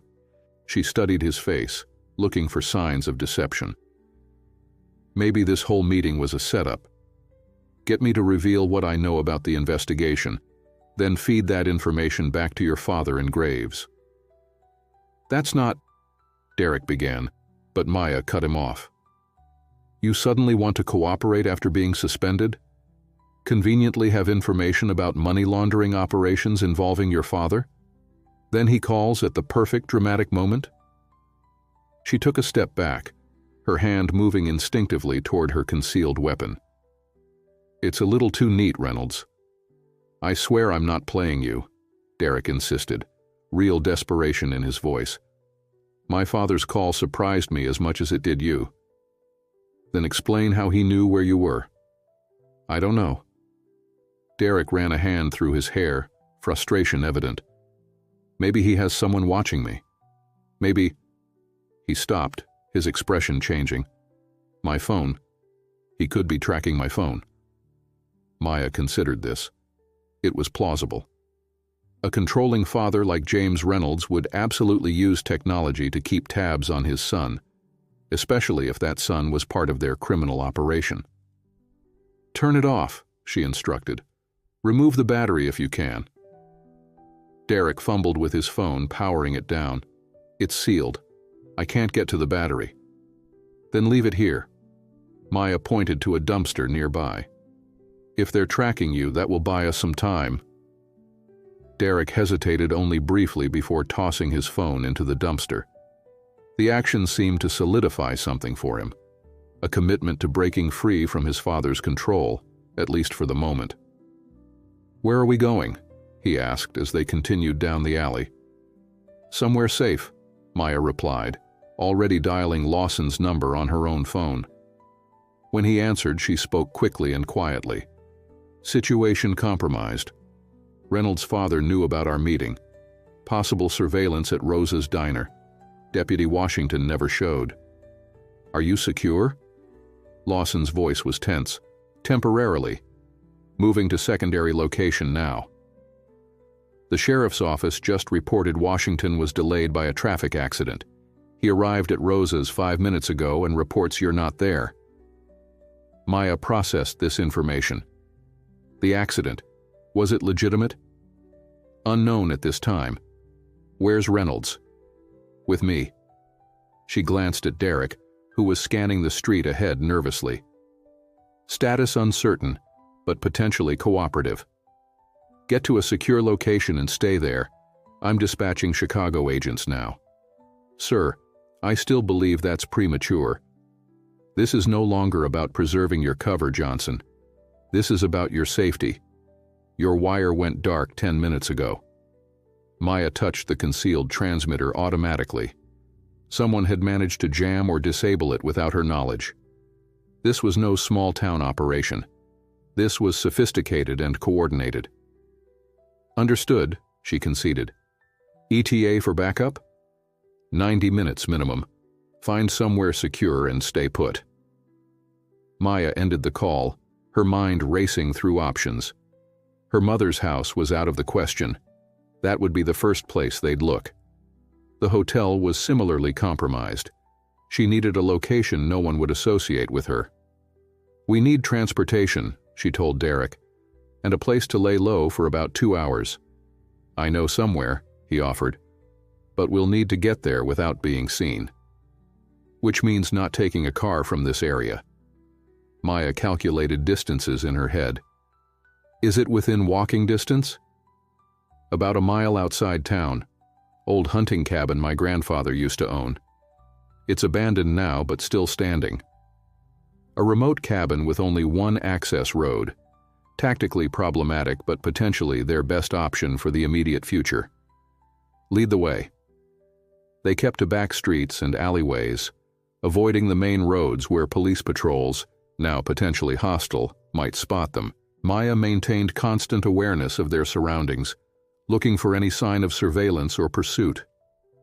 The town was quiet at this hour, most windows dark, but she couldn't shake the feeling of being watched. "Tell me about the money laundering operation," she said as they walked, keeping her voice low. "Details, Reynolds. I need to know what we're dealing with." Derek glanced around before responding. "It started small. Chicago money coming in through regular bank deposits, usually just under reporting thresholds. Graves would process it, then distribute it through loans to local businesses my father and his friends controlled. Shell companies? Some. Others legitimate but willing to play along. The money would move through their accounts, getting cleaned in the process, then come back out as profits or investments." "And your role?" Derek's expression darkened. "Like you said earlier, muscle. I was told which vehicles to pull over, which houses to watch. Sometimes they'd have me plant evidence during traffic stops, small amounts of drugs, enough to give me leverage over the drivers." "Like Shirley's son," Maya noted. Derek looked surprised. "You know about that?" I know her son suddenly had charges dropped, and she took out a second mortgage immediately after. Doesn't take FBI training to see the connection." He nodded, shame evident in his posture. "That was 3 months ago. They had me pull him over leaving work, plant a bag of weed in his car. Then my father stepped in, made the charges disappear in exchange for $20,000. Extortion. They called it community financial enforcement." Derek's bitter laugh held no humor. Said it was a way to make sure everyone in town contributed to the economic ecosystem. They had reached the edge of town, the streetlights growing sparser as residential areas gave way to more rural surroundings. Maya checked her phone. Still no service, which was concerning. Either they were in a dead zone, or someone was jamming communications. "How much further to the cabin?" "Half-mile through those woods." Derek pointed to a dark tree line ahead. "There's a path, but it's not maintained. Rough going in the dark." Maya weighed their options. The woods provided cover but also created vulnerability. Limited visibility, difficult terrain, potential for ambush. But continuing along the road left them exposed to anyone searching for them. "The woods," she decided, "but stay close and follow my lead." As they approached the tree line, a set of headlights appeared on the road behind them, moving slowly. Maya pulled Derek quickly into the shadows of a large oak tree, watching as the vehicle, a black SUV with tinted windows, cruised past their position. "Police," she whispered. Derek shook his head. "My father's car." They remained motionless in the shadows, watching as James Reynolds's SUV slowed to a crawl, its headlights sweeping across the road and adjacent fields. Maya felt Derek tense beside her, his breathing shallow and controlled. The vehicle paused at the entrance to the wooded path, idling for what felt like an eternity before continuing down the road, its taillights gradually disappearing around a bend. "He's heading to the cabin," Derek whispered. "He knows." "How? You ditched your phone."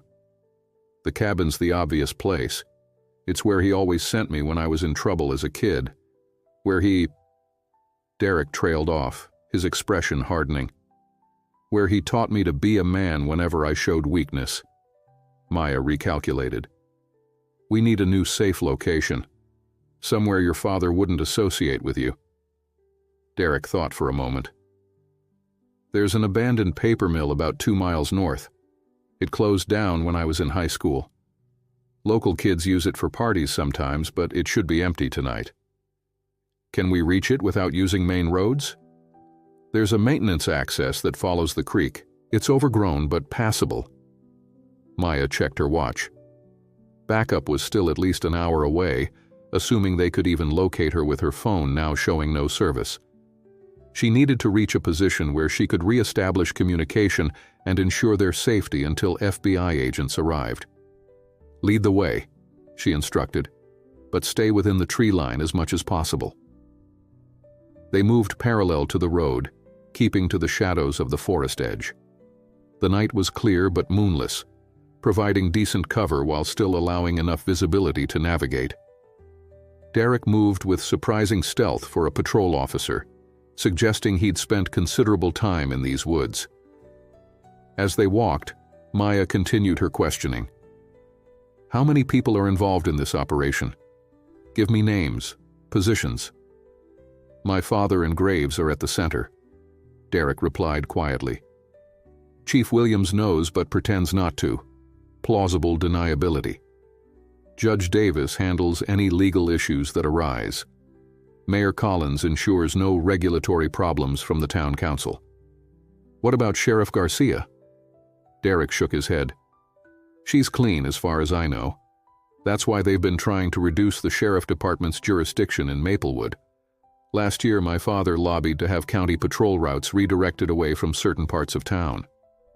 "And the Chicago connection?" "A guy named Victor Sandoval, former cop turned security consultant. He visits about once a month, always meets with my father and Graves behind closed doors." Maya filed the name away. Victor Sandoval was known to the Bureau. a mid-level operator for one of Chicago's more sophisticated criminal organizations. If he was involved, this was bigger than a small-town money laundering operation. How much money are we talking about? Derek hesitated. I don't know exact figures, but based on what I've overheard, at least $2 million has moved through Maplewood First National in the past year. That aligned with the Bureau's estimates. The operation was significant but not massive, exactly the kind of under-the-radar activity that could continue for years without drawing federal attention if managed carefully. And recently? Has there been any change in the pattern? Last month was busier than usual, multiple cash deliveries. My father mentioned something about accelerating the timeline after Sandoval's visit. Derek glanced at her. Is that why you're here now? You detected the increased activity? Something like that, Maya acknowledged, seeing no reason to provide specifics. The Bureau had indeed noticed an uptick in suspicious transactions, which had triggered her assignment to Maplewood. But there was more, a potential connection to a larger investigation into political corruption in Illinois that Lawson hadn't fully briefed her on. They reached a small creek, its gentle gurgling providing cover for their footsteps as they followed its winding path north. The terrain grew more challenging, muddy banks, protruding roots, low-hanging branches that caught at their clothing. Maya stayed alert, listening for any sounds of pursuit while processing the information Derek had provided. Tell me about your father's properties, she said after they'd been walking for about 10 minutes. 3 rental houses in town, all purchased in the last 4 years. The lake condo you already know about. And there's land, about 50 acres outside town that he bought last year. Says he's going to develop it into luxury homes eventually. Who manages the properties? Shell company called Riverside Holdings. On paper, it's owned by a guy in Chicago, but my father makes all the decisions.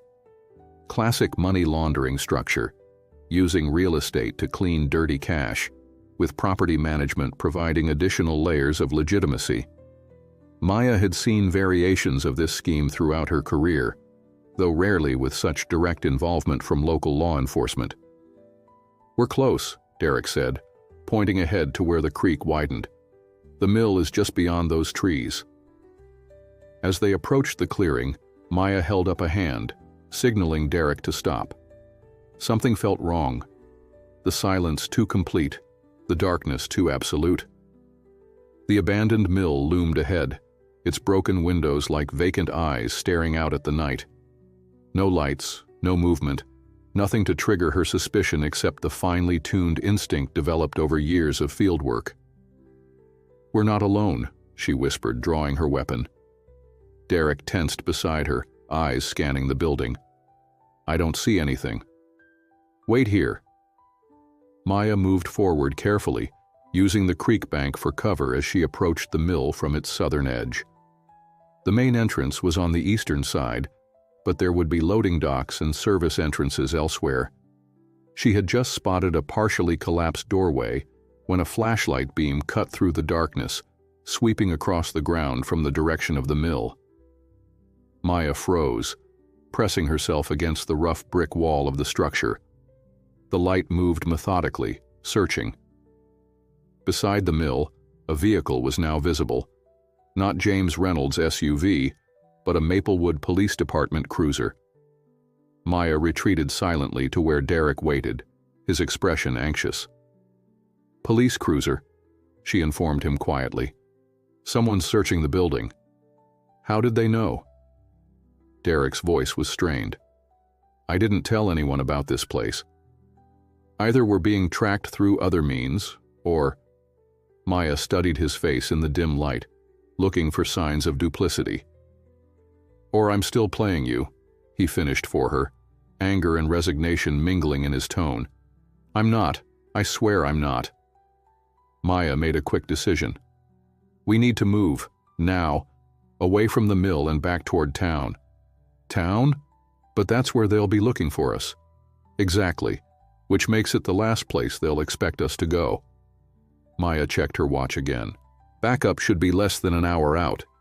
We need a location with good visibility, multiple exit routes, and preferably some form of communication.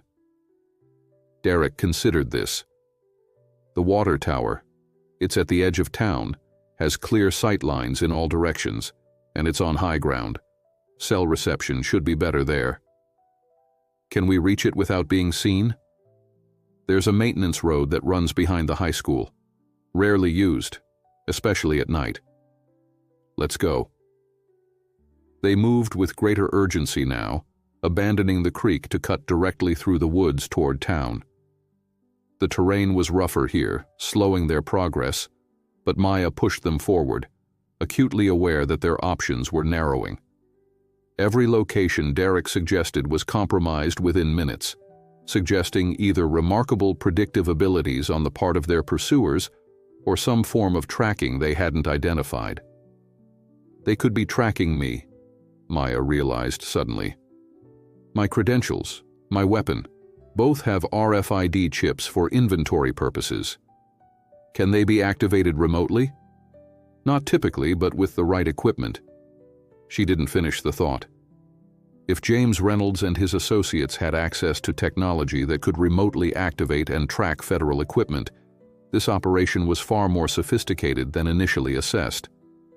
They reached the edge of the high school grounds, a sprawling campus, dark and deserted at this hour. The water tower was visible in the distance, standing tall against the night sky. They would need to cross an open athletic field to reach the maintenance road Derek had mentioned, a risky proposition with limited cover. "Wait," Derek whispered, pulling Maya down behind a low concrete wall. "Look." Two figures were visible near the base of the water tower, their silhouettes distinct against the lighter background of the access road. Even from this distance, Maya could make out the uniform of a Maplewood police officer. The second figure was in civilian clothes, taller, broader in the shoulders. James Reynolds. "They're everywhere," Derek murmured, disbelief evident in his voice. "How are they anticipating every move?" Maya's mind raced through possibilities. "Your father knows you, knows how you think, where you'd go, and he has the resources of the entire police department at his disposal. So what do we do now?" Maya considered their dwindling options. Every location connected to Derek was compromised. Her mother's house and hotel were similarly off-limits. They needed somewhere unexpected, somewhere no one would think to look for either of them. Her phone buzzed, a text message breaking through whatever interference had been blocking service. One bar of reception, just enough. The message was from Lawson. "Back up 20 minutes out. Location?" Maya replied quickly. "Unknown, being tracked, multiple hostiles. Need extraction point." The response came moments later. "Sheriff Garcia secure, county substation. Can you reach?" Maya showed the message to Derek. "Where's the sheriff's substation?" "Other side of town. At least 2 miles from here." "Can we make it without being seen?" Derek surveyed their surroundings, thinking. "Maybe, if we use the storm drainage system. It runs under most of the town, and there's an access point behind the school's maintenance shed. Lead the way." As they moved toward the shed, Maya's phone buzzed again with another message from Lawson. "Important. James Reynolds made call to Chicago number associated with Sandoval. Mentioned cleaning house and federal problem. Consider all Maplewood PD hostile." Maya showed Derek the message. His face paled in the dim light. "My father's going to kill us," he whispered. "He can't afford witnesses. Not with what he's involved in." "We're not going to let that happen," Maya assured him, though her own concern was mounting. "Come on. We need to move." The storm drainage system beneath Maplewood was a labyrinth of concrete tunnels, some large enough to stand in, others requiring them to crouch or crawl. The air was damp and stale, carrying the faint scent of stagnant water and decay. Their progress was slow, hampered by the need for silence and the difficulty of navigation in near-total darkness. Maya used her phone's flashlight sparingly, concerned about both battery life and the possibility of the light being visible through grates and outflows. "How much further?" she whispered after they had been moving for what felt like an eternity. "2 more junctions," Derek replied, his voice barely audible over the sound of water trickling through the tunnels. "There's an access ladder near the county line that will bring us up about a quarter mile from the sheriff's substation." Maya checked her phone again. 3 bars now, enough for a call if necessary. Lawson had sent another message. "Back up en route to substation. ETA 10 minutes. Sheriff Garcia briefed and standing by." They reached a junction where 4 tunnels converged, forming a small chamber with marginally more headroom. Derek paused, orienting himself before pointing to the rightmost passage. "This way." As they started down the tunnel, a sound echoed from behind them, the unmistakable metallic clang of an access cover being removed, followed by the splash of footsteps entering the drainage system. "They've figured it out," Maya whispered. "Move." They abandoned stealth for speed, rushing through the tunnel as quickly as the slippery conditions allowed. Behind them, flashlight beams bounced off the concrete walls, voices echoing in the confined space. The pursuit was gaining ground. "There's another way," Derek gasped as they ran. "Service tunnel branches off about 50 yards ahead. Maintenance access for the county water lines. It's narrower, harder to follow." They reached the branch, a smaller pipe intersecting with the main tunnel, its entrance partially obscured by years of accumulated debris. Derek cleared the way, allowing Maya to enter first before following and pulling some of the debris back into place to conceal their passage. The service tunnel was significantly tighter, forcing them to move in a crouched position that quickly became painful. But the sounds of pursuit grew fainter, suggesting their pursuers had continued along the main line. "They'll realize their mistake at the next junction," Derek warned. "We don't have much time." After another 100 yards of painful progress, they reached a vertical shaft with metal rungs embedded in the concrete wall. Derek pointed up. "This will bring us out behind the old fire station. From there, it's a straight shot to the county line." Maya went first, climbing the ladder with her weapon secured but accessible. She pushed against the access cover, relieved when it moved relatively easily. Cautiously, she raised it just enough to survey their surroundings. They were in an overgrown lot behind an abandoned building, the old fire station presumably. No signs of activity, no vehicles visible. Maya emerged fully, then helped Derek up. They replaced the cover and moved quickly toward the street, keeping to the shadows. "Sheriff's substation is half a mile that way." Derek pointed east, where the first faint hints of dawn were beginning to lighten the sky. "If we cut through those woods, we can avoid the main road. Lead the way." They had just reached the edge of the small wooded area when headlights appeared on the road behind them. Maya pulled Derek down into the underbrush as a Maplewood police cruiser rolled past, moving slowly, its spotlight sweeping across the terrain. "They've established a perimeter," Maya observed. "Your father's coordinating a full-scale manhunt." Derek's expression was grim. "He can't afford to let either of us talk, not with what's at stake." They waited until the cruiser disappeared around a bend, then continued through the woods, moving parallel to the road but staying well concealed within the tree line. Dawn was approaching rapidly now, the increasing light both a blessing and a curse. Better visibility for them, but also for their pursuers. Maya's phone buzzed with another update from Lawson. "Back up at substation. Garcia reports Maplewood PD attempting to establish roadblocks at county line. Move with caution." "They're trying to box us in," Maya told Derek. "Keep us within Maplewood jurisdiction where your father has control." "There's a creek that marks the county line," Derek replied. "If we can cross it, we'll be in Sheriff Garcia's territory. The substation is about 100 yards beyond." They continued through the woods until they reached the creek, a shallow but swift-flowing waterway about 15 feet across. On the opposite bank, the county road was visible, and beyond it, the low-slung building that housed the sheriff's substation. "We made it," Derek said, relief evident in his voice. "Not yet." Maya gestured to where the road crossed the creek via a small bridge. A Maplewood police cruiser was parked at the near end, an officer standing beside it, watching the area. "They're guarding the crossing." Derek studied the scene. "We'll have to cross here, through the water. It's not deep, but the current is strong." Maya weighed their options. The sky was lightening by the minute, their window of concealment rapidly closing. The creek crossing would expose them momentarily, but there was no alternative route that wouldn't take them back into Maplewood proper. "Let's go," she decided. "Stay low, move fast." They were halfway across, water swirling around their knees, when a shout came from upstream. Maya turned to see James Reynolds standing on the bank they had just left, his expression a mixture of fury and determination. Beside him was another man Maya didn't recognize.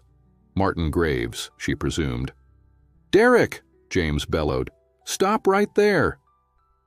Derek froze momentarily, the command in his father's voice triggering a lifetime of conditioned obedience. Maya grabbed his arm, pulling him forward. "Don't stop," she urged. "We're almost there." James Reynolds raised something in his hand. A gun, its metal surface catching the early morning light. "Last chance, son. You walk back across that creek right now, or I'll do what I should have done years ago." Derek's face hardened, resolution replacing hesitation. "Not this time, Dad." He turned his back on his father, continuing toward the opposite bank. The shot echoed across the water, the bullet striking the creek surface inches from Derek's position. Maya drew her weapon, pushing Derek behind her as she turned to face James Reynolds. "Federal agent," she shouted. "Drop your weapon." James Reynolds raised his gun again, aiming directly at them. "You've destroyed everything," he snarled. "Years of work, millions of dollars, all gone because my son couldn't handle one simple traffic stop." "It's over, Reynolds," Maya called back. "FBI agents are already at the sheriff's substation. Your accounts are being frozen as we speak. Sandoval has been taken into custody in Chicago. Drop the weapon now." For a moment, James seemed to waver, the full weight of his situation becoming clear. Then his expression hardened, his grip on the gun tightening. "If I'm going down, I'm taking you both with me." Before he could fire, another shot rang out, not from James's weapon, but from the road behind Maya. James Reynolds staggered, his gun falling from his hand as he clutched his shoulder. Maya turned to see Sheriff Lucia Garcia standing on the county side of the creek, her service weapon trained steadily on James Reynolds. "That's far enough, James," Garcia called. "You're in my jurisdiction now." Behind Sheriff Garcia, several vehicles had pulled up to the substation, unmarked sedans that Maya recognized as bureau cars. Lawson emerged from one, accompanied by tactical agents in FBI windbreakers. "Agent Johnson," Lawson called. "Status?"